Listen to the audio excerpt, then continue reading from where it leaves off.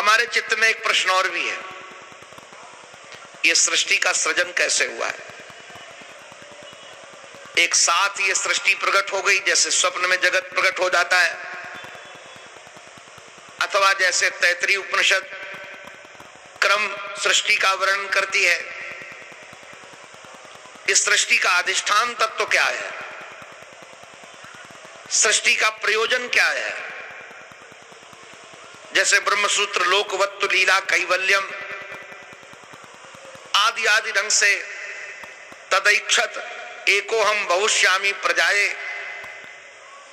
भगवान ने इक्षण किया कि एक से हम अनेक हो जाएं। कैसे सृष्टि बनी है? आप शब्द ब्रह्म के जानकार हो, शब्द ब्रह्म के निष्णात हो, हमारे इन प्रश्नों का आप उत्तर दीजिए। राजर्षि परीक्षित के प्रश्न जब ऐसे हुए तो श्री सुखदेव जी महाराज ने अब 12 श्लोकों में मंगलाचरण किया। अब क्या कहें आप सबको, ये भागवत तो रस सिंधु है, 2-2.5 घंटे में इसकी कथा की नहीं जा सकती। मैं तो उन व्यासों को प्रणाम करता हूं जो 3 घंटे में भागवत भी कर लेते हैं और कम से कम 4 भजन भी सुना लेते हैं। उन व्यासों को वंदन करने के अलावा हमारे पास कोई शब्द भी नहीं है।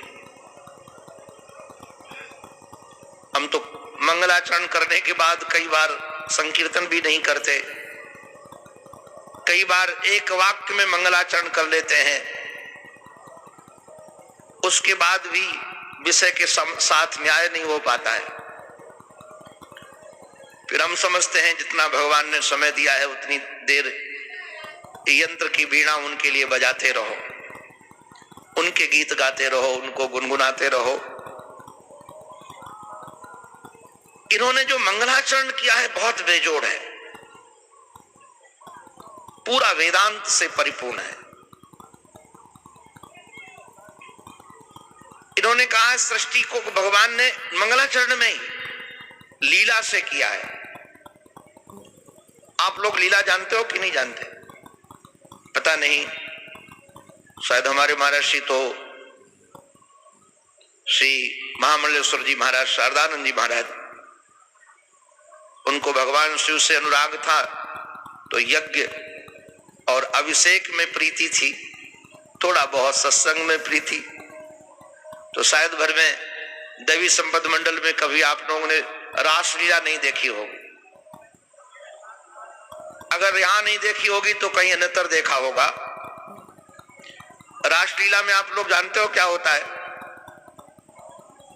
जो राधा दिखती है, जो गोपियां दिखती हैं, वो राधा राधा नहीं, स्त्री नहीं, गोपी गोपी नहीं।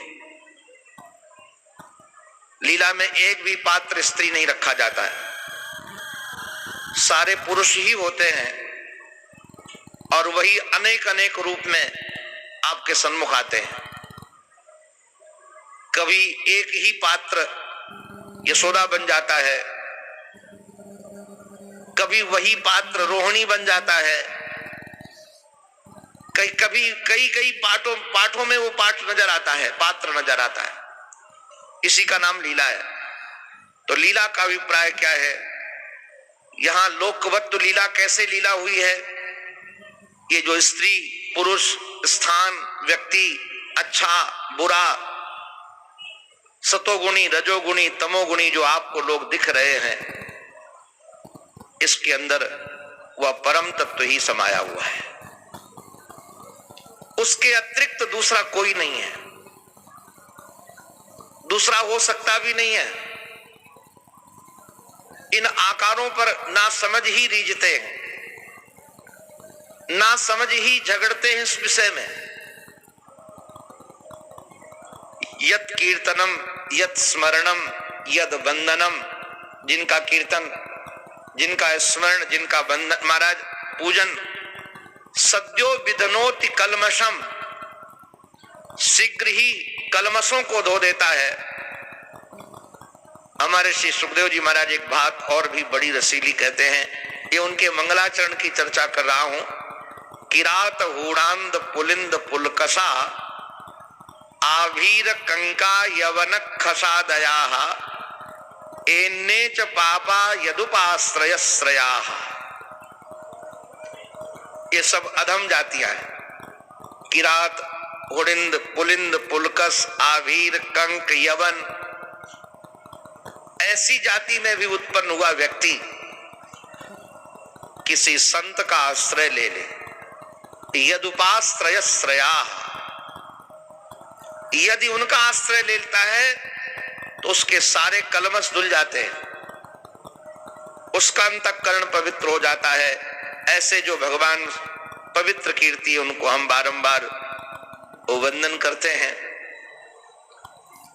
बाद में सुखदेव जी महाराज कहते, भुंक्ते गुणान षोडश षोडशात्मकः।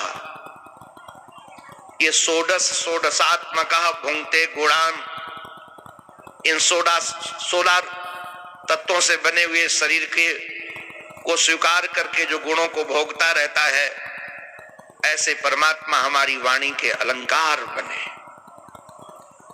ध्यान रखिएगा, वाणी में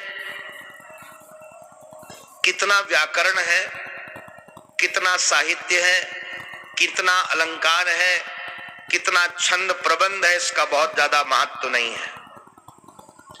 ये तो विद्वत भोग्य है। और अलंकार, छंद, प्रबंध, काव्य आदि से आप सोचो कि हमारा उद्धार हो जाएगा, तो उद्धार भी नहीं होगा।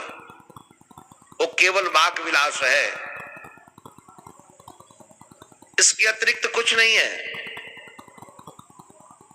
हम देखते हैं कई विद्वानों को हमने देखा है, कितने विद्वानों से हम पढ़े,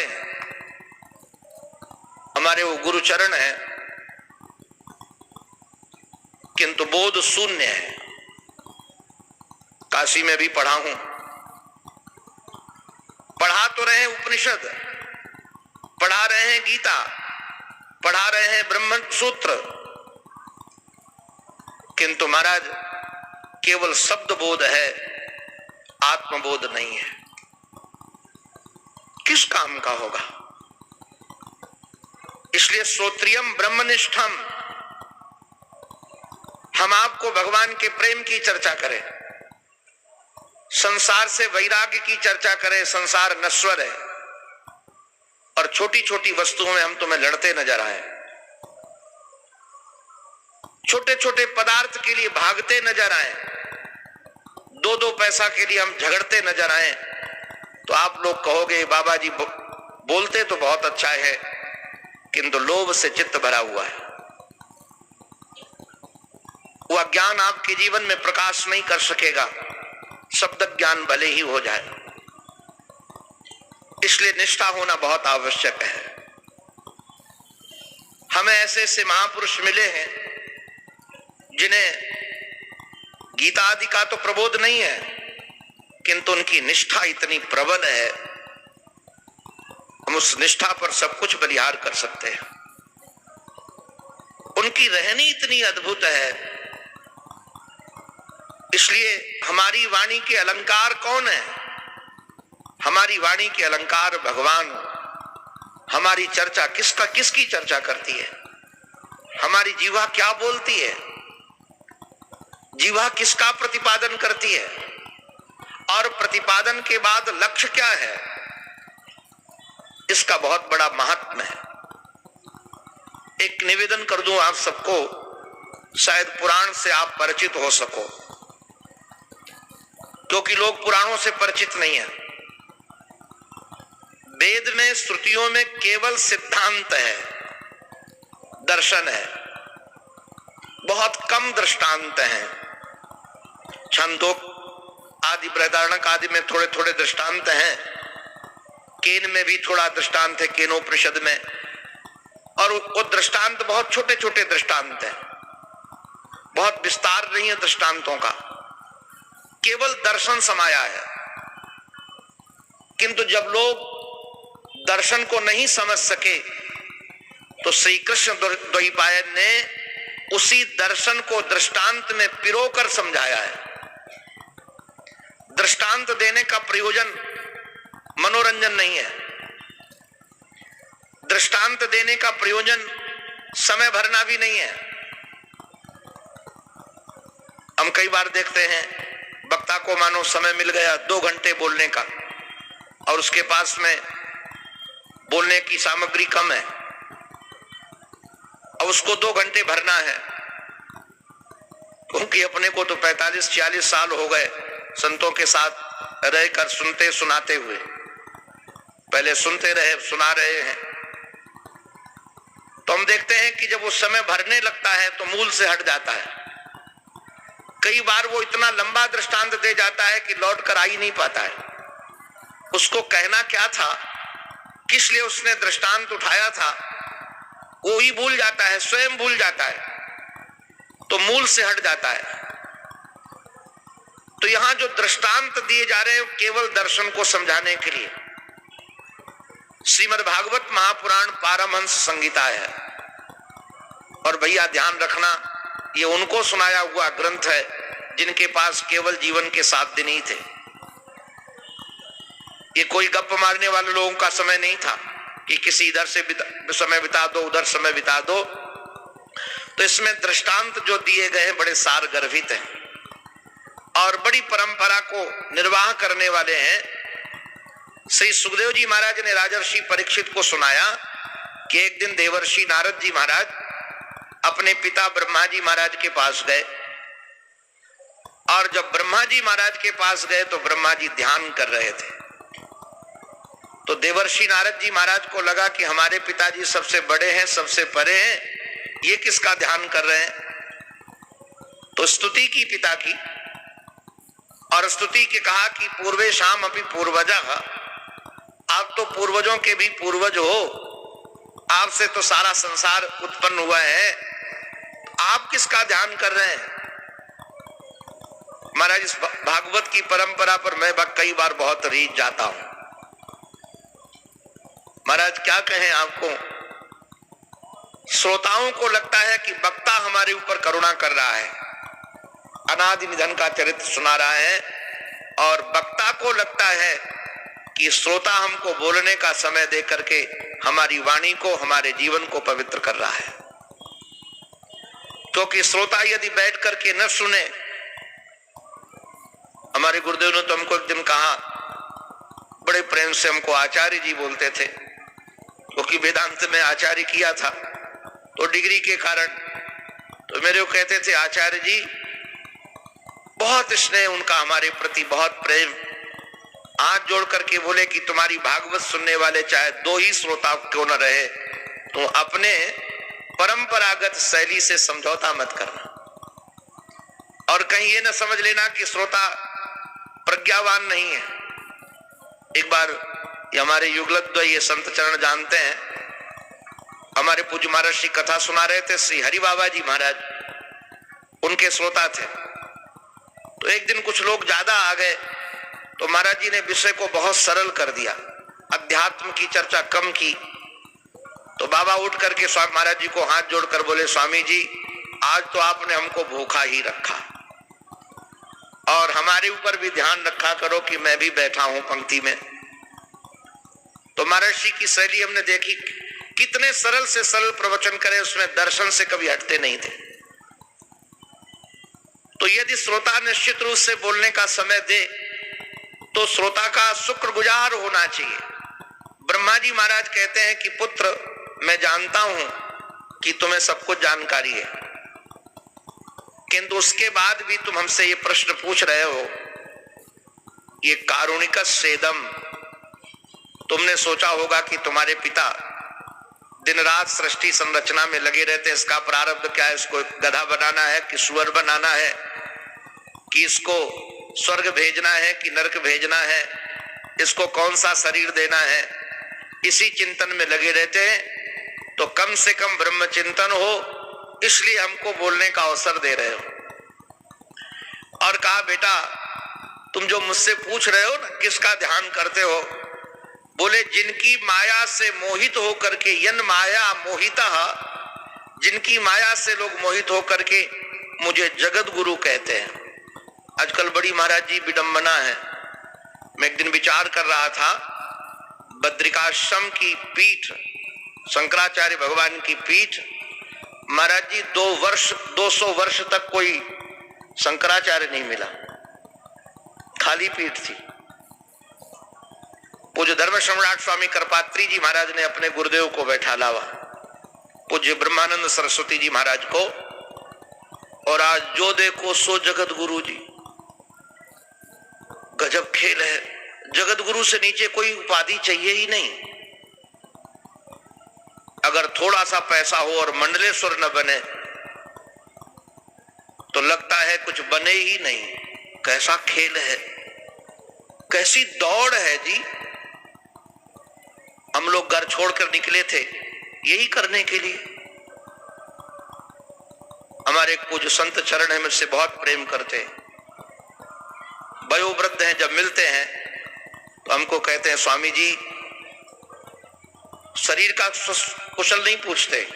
स्वामी जी, पहले ब्रह्मचारी कहते थे, अब कहते स्वामी जी जिस लिए घर द्वार छोड़ा था उसकी प्राप्ति हो रही है। एक ही प्रश्न, जिस लिए घर द्वार छोड़ा था उधर बढ़ रहे हो? मैं हाथ जोड़कर कहता हूं हाँ। तो कहते इधर आओ, मैं तुम्हारे पैर छू लेता हूं। 90 साल के हैं, इधर आओ तुम्हारे पैर छू लेता हूं। और कभी कह दूं कि महाराज इस समय थोड़ा प्रपंच में चित्त लगा हुआ है, तो बड़े गंभीर होकर के कहते हैं महात्मा ये शरीर दोबारा नहीं मिलेगा। एक है महात्मा, ये शरीर दोबारा नहीं मिलेगा, बस इसको व्यर्थ में मत लगाओ। नश्वर पदार्थों को इकट्ठा करने में समय व्यर्थ मत करना। अपनी वृत्ति उधर लगा कर रखना जिसके लिए घर छोड़कर आए हो। तो कहा कि जिनकी माया से मोहित होकर के लोग मुझे जगत गुरु कहते हैं। ध्यान रखिएगा, कृष्णम वंदे जगत गुरु। जगत गुरु यदि कोई है तो श्री कृष्ण ही है। किंतु हमारे महाराज जी की शैली आपको क्या कहें। एक दिन किसी ने पूछा कि महाराज जगत तो एक है और ये जगत गुरु बहुत हैं, इसका कारण क्या है? तो महाराज जी बड़े मुस्कुरा कर, क्योंकि उनका स्वभाव था किसी का खंडन न करना, बोले ये सब जगत गुरु है। तो कहा कैसे जगत गुरु हैं? बोले इन सब के जगत गुरुओं का एक चेलों का जगत है, और ये सब अपने अपने चेलों के जगत के जगत गुरु है, इसलिए सब जगत गुरु है। ये चेलों का जगत ही, चेलों का जगत। ब्रह्मा जी महाराज कहते हैं कि माम ब्रुवंती जगत गुरुम यन्माया मोहिता।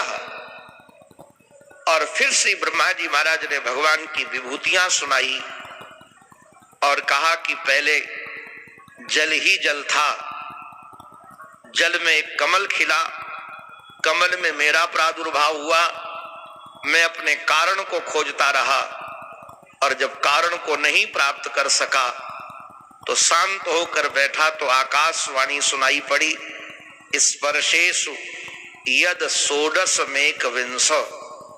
एक निवेदन करूं, भगवान देवता ये दोनों गुप्त रखने वाले लोगों से प्रेम रखते हैं। आप जरा ध्यान रखिएगा, जो अपनी साधना प्रकाशित कर दे देवता उससे प्रेम नहीं करता। अपनी अनुभूति प्रकाशित कर दे,